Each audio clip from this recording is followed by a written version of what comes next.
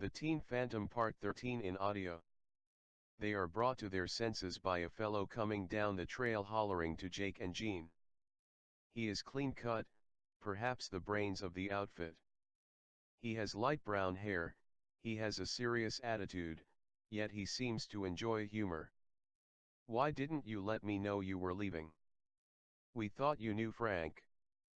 Frank approaches munching on a half-eaten candy bar. He eyes Jake with a frown. "What did you do to yourself, Jake?"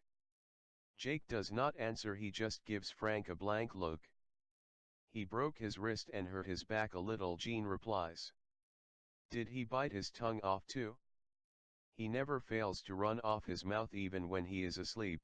He is sawing logs or mutters and growls all night like a dog having nightmares. Where could he fall far enough to have hurt himself that badly anyway?" Through Frank's cluster of comments a grin is on his face. Jean says, "Did you see that pile of rocks back up the trail? So you thought you could soar like an eagle and you just could not get your wings to work, old buddy, could you?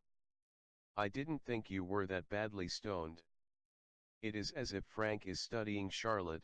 Frank stuffs the rest of the candy bar in his mouth and throws the wrapper to the ground. "Please do not leave that wrapper there.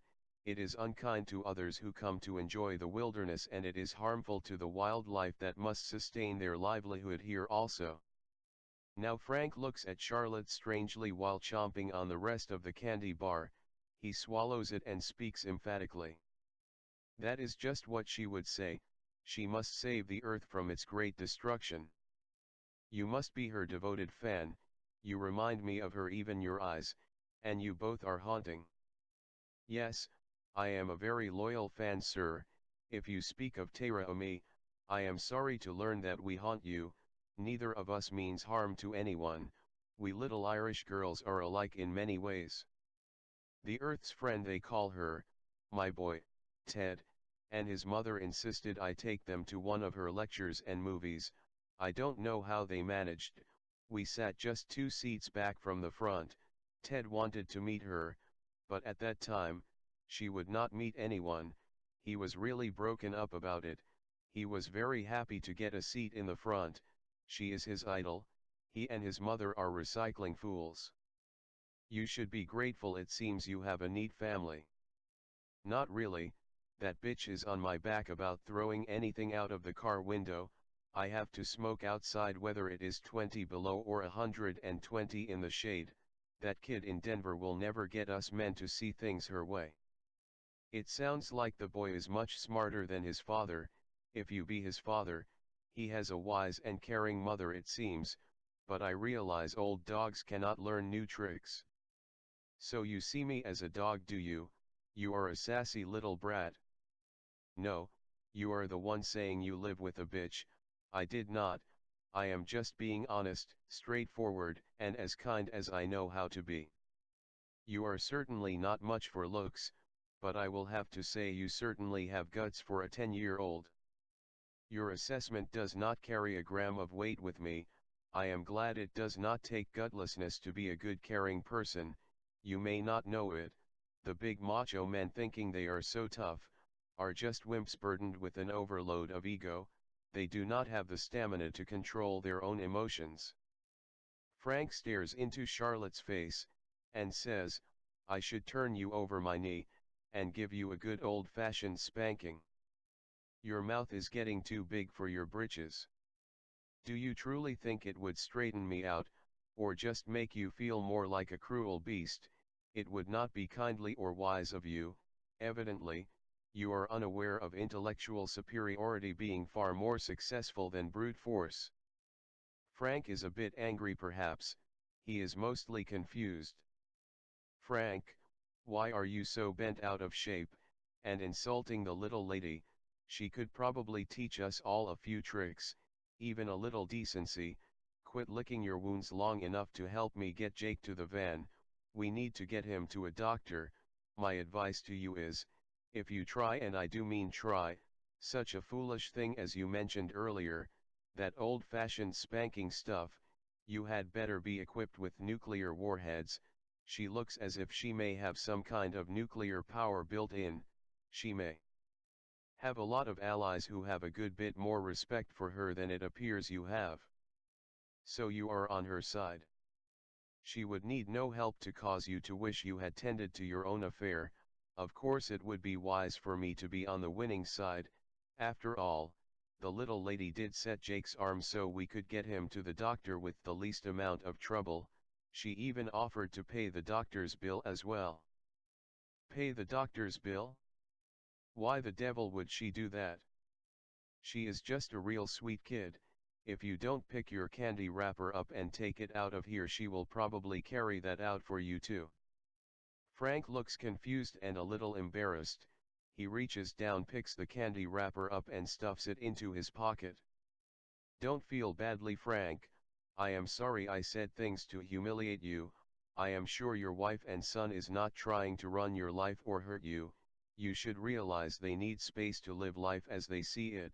They may love you very much and fear that you may be slowly killing yourself.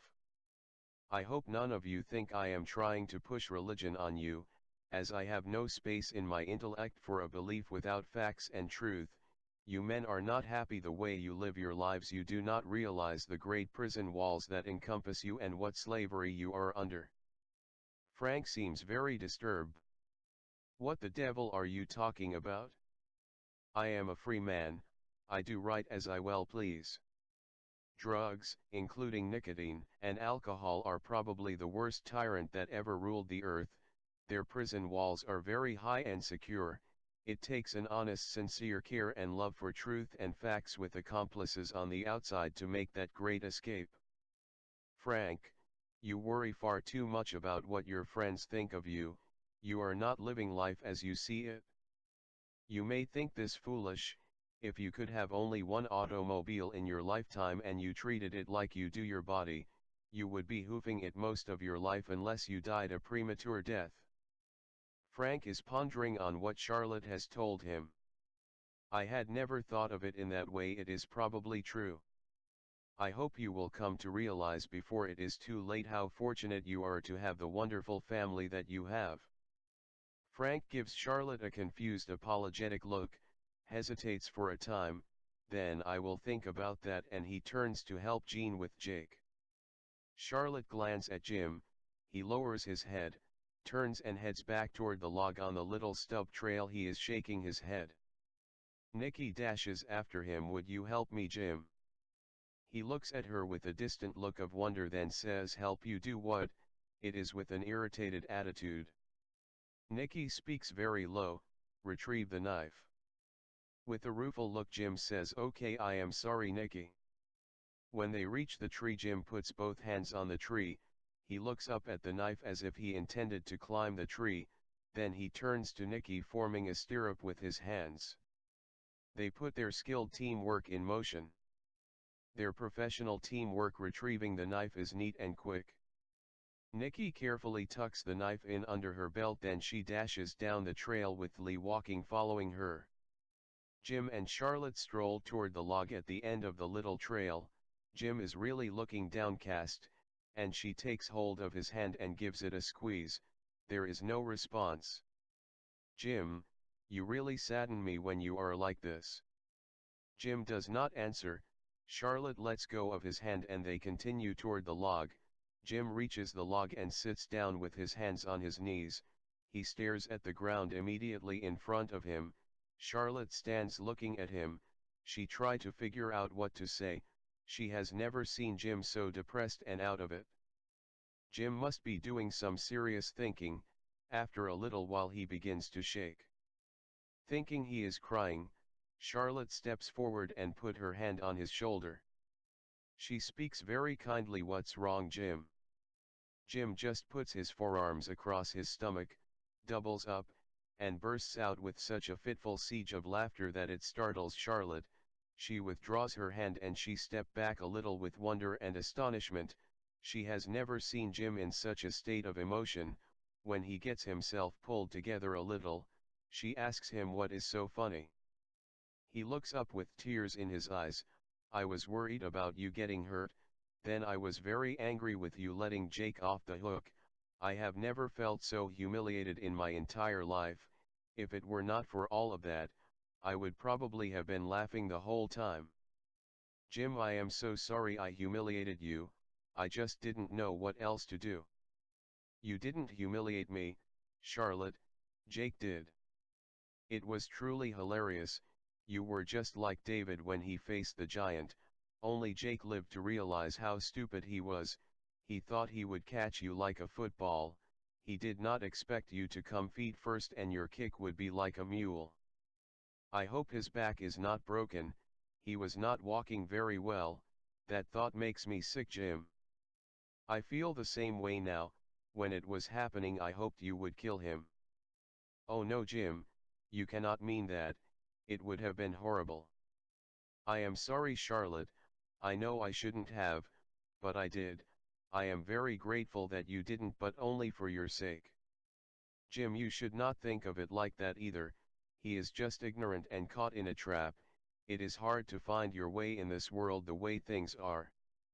That is the reason we must turn this world around. Those who live like those three do are not happy, and you know that. I know you are right, Charlotte, in some ways I have been as ignorant as Jake, maybe the experience will change their lives. I know you had a powerful effect on all of them, I have learned something I will never forget. I think this is sort of a turning point in my life. I hope all you say is true, Jim. I understand your objection to competition now, I don't want to ever get you mad at me. Jim, I do not like to hear you say things like that, you know I would never hurt you. Jake thought you couldn't hurt him, just look what you did to him. You know that is different, Jim, you are just trying to tease me. Jim's only answer is a mischievous smile. They then sit with the feel and sound of life about them. It is so peaceful there in the forest. Their gang soon makes it to where they sit at the end of the little trail. After they all say their greetings, Jim, Lee, and Nikki shoulder their packs. Jim brings Charlotte's over and helps her shoulder it, she thanks him and sits back down on the log. I will take the lead, Mello says as he heads down the little stub trail. Jim follows and then Lee. Little Love trails Lee with Nikki bringing up the rear. Charlotte looks over at Jane. Jane is standing looking at Charlotte with a look of curiosity and wonder. She comes over, takes Charlotte's hands, and pulls her to her feet. Come on, Tyke, let's go together, and they head up the trail. Just being with Jane gives Charlotte a wonderful feeling. They turn their ears on and linger behind, they have a good visit. Jane is enjoying the wilderness very much, she says she has missed a very important part of her life. Well, in the afternoon, they all find a nice place to stop, they sit and visit for a while before Mello informs them of an emergency that has come up. He and Love needs to be home this evening, he says he does not want to spoil their weekend, he thinks they could have a great time without him or Love. No one agree with him including Charlotte, they all want to go home, so they all head for home early enough to be home by 7 or 8 o'clock. Mello wants Jane to ride with him, Little Love is determined to ride with Charlotte and her little gang. Jim drives, and Charlotte sits up front with Jim. When they get to Jim's place, he does not turn into his lane. He pulls over on the gravel parking that funnels into the lane and turns the motor off. We will walk on up the lane and introduce Little Love to Jim's sisters. We will leave you two alone, Charlotte. Nikki, we do not need to be alone, but it would be fine to let Jim's sisters get acquainted with our Little Love though. Jim and Charlotte go to the back of the van. They visit, and discuss many things. When Nikki comes back to the van, Jim and Charlotte are so absorbed with their conversation that they do not notice Nikki until she speaks. Are you two enjoying yourselves? Can you be with Charlotte and not enjoy yourself, Nikki? Not really, Jim. Nikki knew how true it was. Nikki had always liked being with Charlotte and she really did not know why.